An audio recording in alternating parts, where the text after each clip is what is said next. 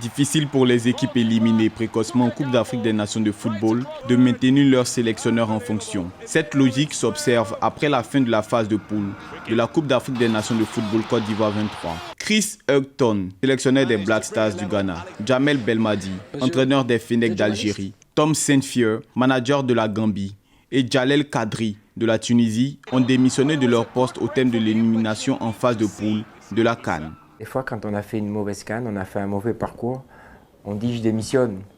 Mais des fois, on dit je démissionne avant qu'on nous démissionne.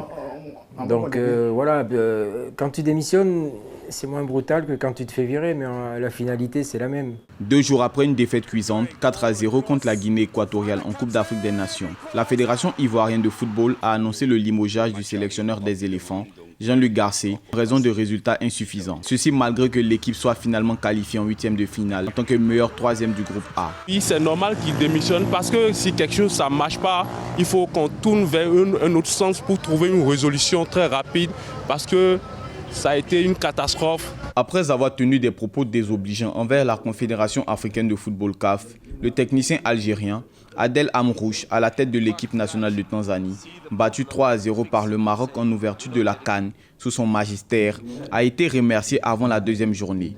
Ce dernier a été sanctionné pour accusation non fondée contre le Maroc, diffamé d'influencer le choix des arbitres au sein de la Confédération africaine de football.